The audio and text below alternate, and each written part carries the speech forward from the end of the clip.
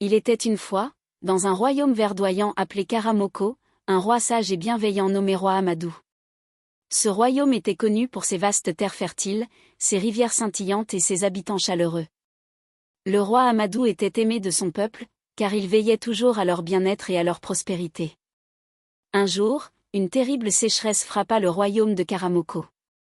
Les rivières s'asséchèrent, les récoltes périrent et la famine menaçait le peuple. Les villageois, inquiets et désespérés, se rassemblèrent pour discuter de la situation. Ils décidèrent d'envoyer une délégation au roi pour lui demander de l'aide. Lorsque la délégation arriva au palais, elle trouva le roi Amadou en train de prier pour la pluie. En entendant les nouvelles de la sécheresse, le roi écouta attentivement les préoccupations de son peuple. Il savait que la situation était grave et qu'il devait agir rapidement. Roi Amadou convoqua une assemblée avec les sages du royaume. Ensemble, ils décidèrent d'organiser une grande cérémonie pour prier pour la pluie.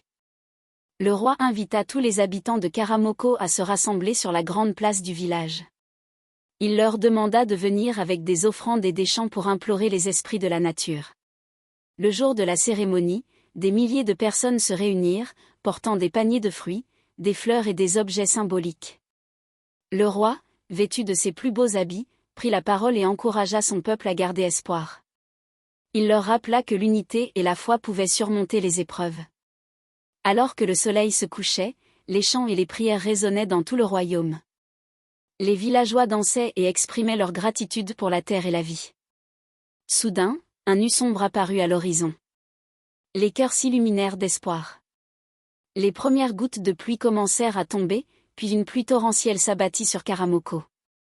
Les villageois, remplis de joie, remercièrent le roi Amadou pour sa sagesse et son leadership.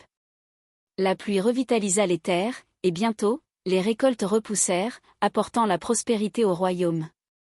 Reconnaissant que la sécheresse avait renforcé les liens entre les habitants, le roi Amadou décida d'instaurer une tradition annuelle de célébration de la pluie. Chaque année, le peuple se rassemblait pour rendre grâce et se souvenir de l'importance de l'unité et de la solidarité. Le roi Amadou devint une légende, non seulement pour sa sagesse, mais aussi pour sa capacité à rassembler son peuple dans les moments difficiles. Son règne fut marqué par la paix, la prospérité et l'harmonie. L'histoire du roi Amadou et de son peuple est un exemple de la force de l'unité et de la foi. Elle rappelle que, même dans les moments les plus sombres, la solidarité et l'espoir peuvent apporter la lumière et la prospérité. Le royaume de Karamoko continua de prospérer, et le nom du roi Amadou resta gravé dans les cœurs de ses habitants pour les générations à venir.